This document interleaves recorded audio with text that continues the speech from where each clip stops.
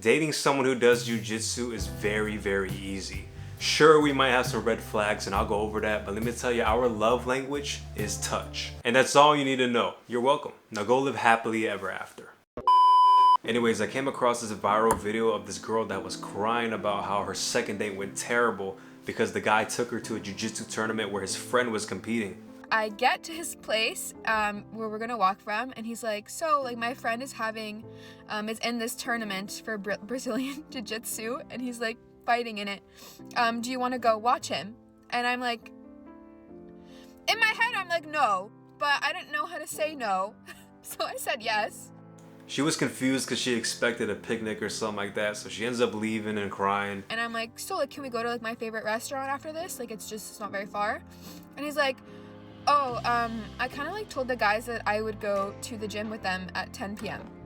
So I'm like, you're gonna go to the gym tonight at 10 p.m. like after this? And he's like, yeah, like they just added me to the group chat and like I have to go, like I just committed to it.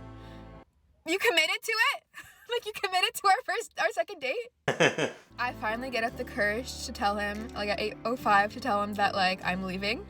So I'm like, hey, you know what, like I'm gonna go home now. And he's like, oh, are you sure? Like, can you stay and watch my friend fight? And I'm like, oh, like when's he going? He's like, oh, there's like 7 people ahead of him. I'm just like, no, like I'm gonna go now. And I'm telling him this holding back tears. I don't know if he's stupid, he just couldn't tell. But like I'm like trying not to cry, telling him that like I'm leaving. And I just thought to myself, you lost a good one. Because that guy respected your intelligence enough to believe that you could comprehend 2 men trying to put each other unconscious. That's pretty romantic. But hey, maybe my definition of romance is outdated or something. But did she not know how easy he would have been to shop for too? Like, what do we need, guys? Acai, crutches, soap, ghee. Link in the description, by the way. Another thing about dating someone who does jiu-jitsu is that arguments get solved real quickly, especially if you train with them. You know, it's like, what you mean I didn't take out the trash? Uchimata, you know what I'm saying? But now I see a lot of couples that train together, you know, it gets real intimate. But let's talk about red flags, because there are some. For example, if you're dating a guard puller, it's likely that they are very, very chill. And if you're the type that wants drama, they're not the type that you're gonna want to date. But then there's those types that always wants to wrestle. You know, they're gonna be too stubborn. And the other thing is that we do like hugs, but don't sneak up on us with double unders or something. And that's it for all the red flags. But as you can see, the positives outweigh the negatives.